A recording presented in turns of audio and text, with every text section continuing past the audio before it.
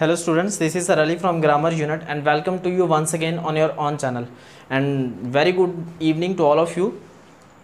I was just going through your comments. मैं आपके comments पढ़ रहा था and majority of students were demanding कि सर verb करवा दें क्योंकि verb एक important chapter है. आज का हमारा topic भी verb है.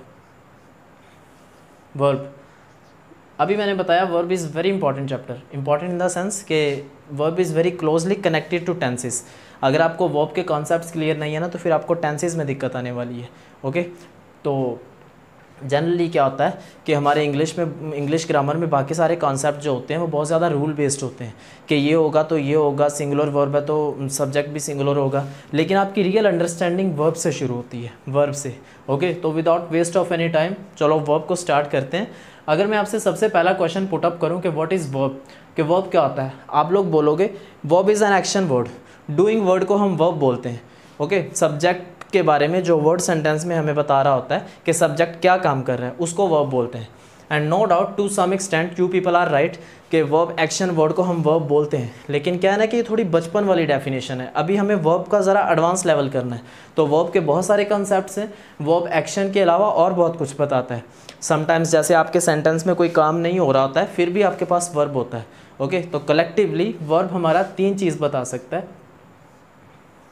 वर्ब एक्शन भी बता सकता है, ये स्टेट भी बता सकता है, स्टेट के साथ साथ ये पोजेशन भी बता सकता है. एक्शन मतलब किस काम का करना और स्टेट किसी की जगह, किसी की हालत, किसी का स्टेटस या किसी का मुकाम बता सकता है. पोजेशन मतलब मालिकाना हक, आपकी ऑनरशिप. ओके, किसी भी चीज़ पर आपका हक है, आपका हक बता सकता है. तो अब मैं 3 सेंटेंसेस से आपको क्लियर करूंगा कि कैसे वर्ब एक्शन बताता है, कैसे स्टेट बताता है और कैसे पोजेशन बताता है. ये देखो,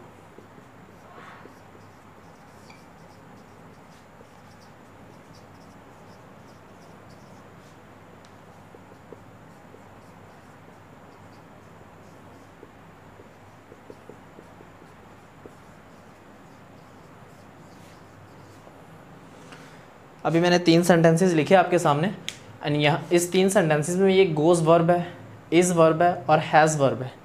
अभी हमें देखना क्या है कि कहाँ पे वर्ब एक्शन का काम कर रहा है, कहाँ पे स्टेट का और कहाँ पे पोजेशन का. पहले सेंटेंस को देखो, ही गोज़ टू स्कूल, वो स्कूल जाता है.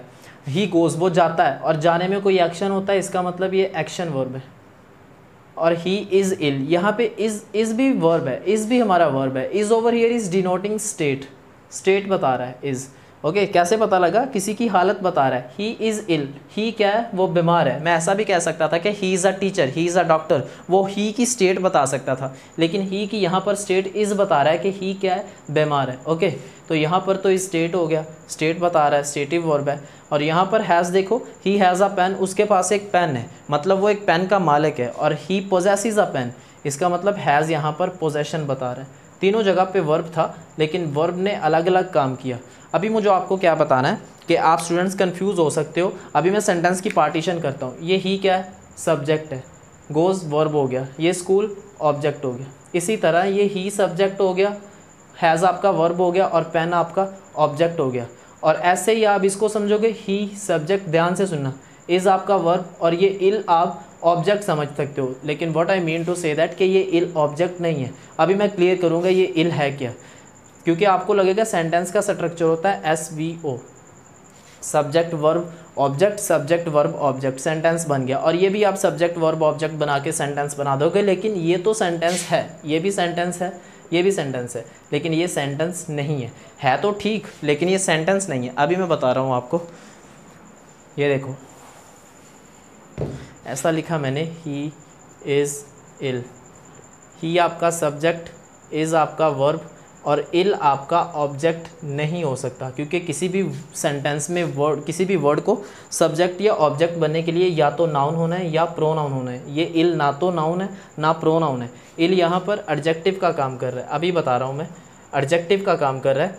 ही एडजेक्टिव क्या होता है, जो वर्ड्स हमें नाउन या प्रोनाउन के बारे में डिस्क्राइब करते हैं वो एडजेक्टिव होते हैं. ही इज़ इल, ही क्या है, ही बीमार है। ये इल किसको डिस्क्राइब कर रहा है, इल इज़ को डिस्क्राइब नहीं कर रहा, इल ही को डिस्क्राइब कर रहा है। तो ही आपका प्रोनाउन है। जो वर्ड नाउन और प्रोनाउन को डिस्क्राइब करते हैं वो एडजेक्टिव होते हैं। सो व्हाट आई मीन कि ये सेंटेंस नहीं है, ये सब्जेक्ट और वर्ब ने मिलकर क्या बनाया, क्लॉज बना दिया। जब मैं आपको कंजंक्शन पढ़ाऊँगा तो आपको बताऊँगा कि क्लॉज और सेंटेंस में क्या डिफरेंस है।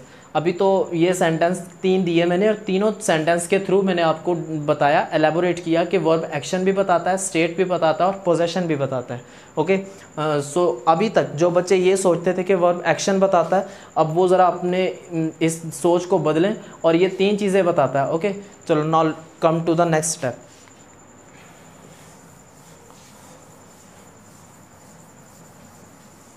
अब मैं वर्ब को उसके पार्ट्स में डिवाइड करूँगा। वर्ब की मैं दो अलग अलग टाइप्स आपको बताऊँगा। वर्ब की 2 टाइप्स होती हैं, एक होता है ऑक्सिलरी वर्ब, जिसको आप हेल्पिंग वर्ब भी बोलते हो, हेल्पिंग वर्ब।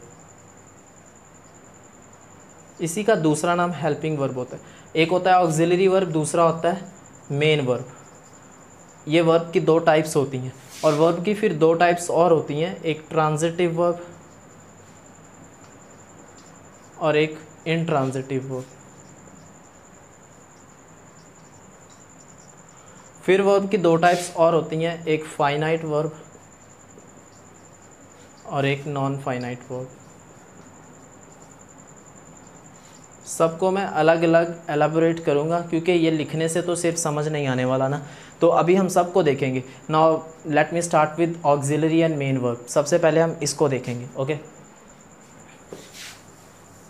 अगर मैं आपसे पूछूं, अगर मैं आपसे एक क्वेश्चन पुटअप करूं कि ये जो इज़, एम, आर, वॉज, वर, फिर मैंने लिखा डू, डज और डिड, फिर मैंने लिखा हैज़, हैव, हैड, मुझे आप बताओगे कि क्या ये ऑक्सिलरी वर्ब्स का काम करते हैं या मेन वर्ब का काम करते हैं? क्या ये ऑक्सिलरी वर्ब है या मेन वर्ब है?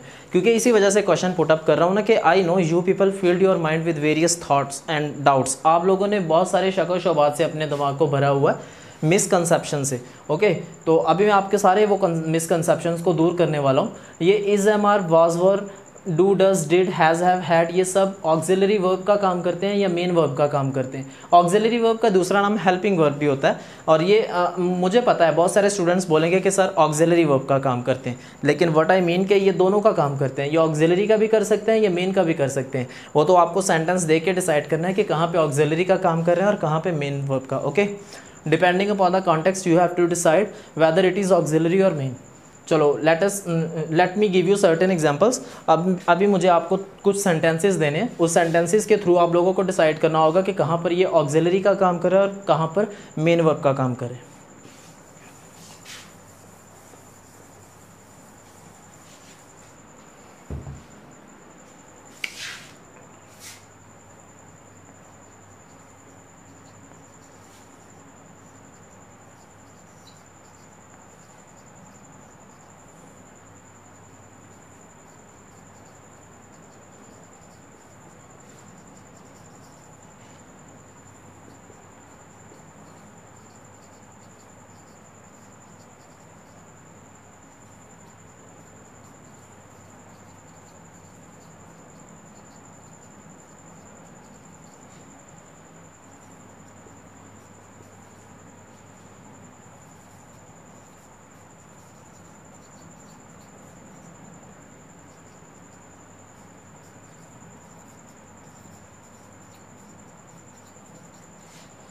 चलो इसको भी पूरा कर लो।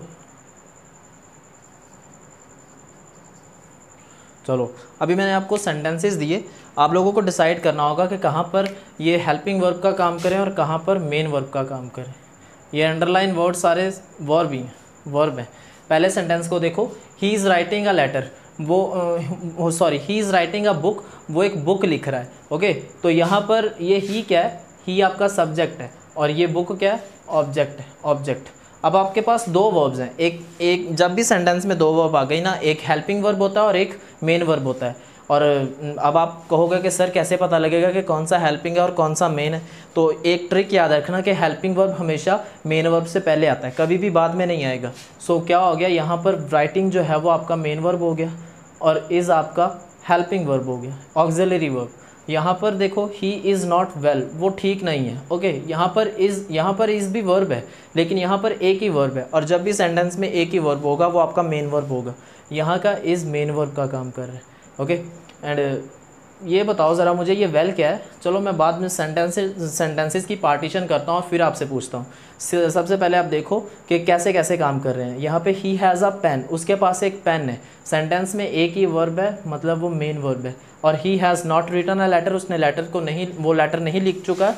यहाँ पर देखो दो वर्ब है, एक हैज़ और एक रिटन, मतलब ये मेन वर्ब है और हैज़ आपका ऑक्सिलरी वर्ब है, हेल्पिंग वर्ब है। हेल्पिंग लिख लो, हेल्पिंग वर्ब। यहाँ पर ही डिड द वर्क, उसने काम किया। ओके, ये डिड आपका एक ही वर्ब है, यहाँ पर डिड एक ही वर्ब है। ये वर्क को आप वर्ब नहीं समझ लेना, क्योंकि ये देखो ये वर्क आपका वर्ब नहीं है। जिस भी वर्ड से पहले आर्टिकल लग जाता है वो वर्ब नहीं रहता, वो नाउन बन जाता है। अभी मैं आपको डिस्क्राइब करता हूँ कि कैसे नाउन है। ही डिड नॉट कम, वो नहीं आया, और यहाँ पर डिड एक वर्ब है और कम दूसरा वर्ब है। इसका मतलब ये डिड आपका हेल्पिंग वर्ब है और ये आपका मेन वर्ब है। अभी सेंटेंसेस की पार्टीशन करते हैं। ये ही देखो सब्जेक्ट है, ही सब्जेक्ट है, और इज़ तो यहाँ पर वर्ब है। और ये वेल क्या है? ये वेल आपका ऑब्जेक्ट नहीं है। सेम केस जैसे मैंने आपको पहले बताया एडजेक्टिव वाला, यहाँ पे भी वेल एडजेक्टिव का काम कर रहा है। ही इज़ नॉट वेल, वो ठीक नहीं है। ये वेल किसकी हालत बता रहा है? ही की बता रहा है, ही के बारे में डिस्क्राइब कर रहा है। और ही प्रोनाउन है, नाउन और प्रोनाउन को डिस्क्राइब करने वाले वर्ड्स एडजेक्टिव होते हैं, एडजेक्टिव। और व्हाट आई मीन के वेल आपका एडवर्ब का भी काम कर सकता है, एडवर्ब का भी काम कर सकता है। ऐसा लिखा मैंने, ही सैंग वेल। ये सैंग क्या है? वर्ब है। कैसा गाया? अच्छा गाया। जो वर्ड्स आपके वर्ब को क्वालिफाई करते हैं, जो वर्ड्स आपके वर्ब को डिस्क्राइब करते हैं, वो क्या होते हैं? वो एडवर्ब होते हैं।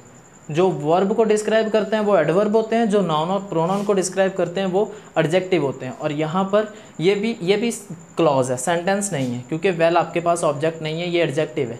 और ही हैज़ अ पेन, यहाँ पर देखो उसके पास एक पेन था, हैज़ आपका मेन वर्ब है। और यहाँ पर देखो he has not written a letter, उसने लेटर को नहीं लिखा। यहाँ भी ही आपका सब्जेक्ट, हैज़ आपका हेल्पिंग वर्ब, रिटन आपके पास मेन वर्ब है और लेटर आपका ऑब्जेक्ट है।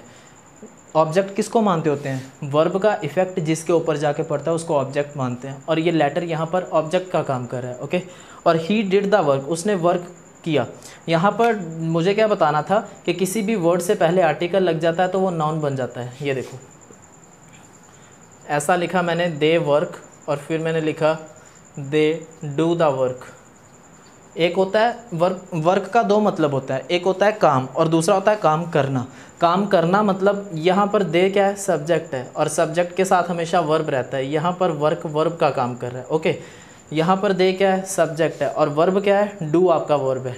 यहाँ पर आर्टिकल लगा हुआ है वर्क से पहले, इसका मतलब ये आर्टिकल जो लगा हुआ है, आर्टिकल हमेशा नाउन के साथ लगता है, तो इसका मतलब ये यहाँ पर नाउन का काम कर रहा है। ओके, तो गलती से भी यहाँ के वर्क को वर्ब नहीं समझ लेना।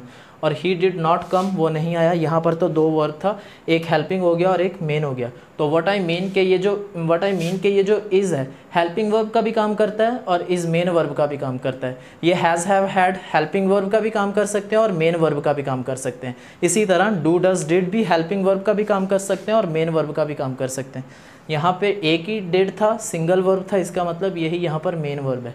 ओके, तो अभी तो हमने आज ये सिर्फ देखा, एक पॉइंट को देखा, वर्ब को उसके दो टाइप्स में डिवाइड किया, ऑक्सिलरी और मेन वर्ब में, और फंक्शन के अकॉर्डिंग। कभी कभी हम सेंटेंस में, कभी कभी हम ऑब्जेक्ट के अकॉर्डिंग भी वर्ब को डिवाइड करते हैं, दैट इज़ ट्रांजिटिव और इनट्रांजिटिव वर्ब। ओके, और इसको फिर हम नेक्स्ट वीडियो में देखेंगे।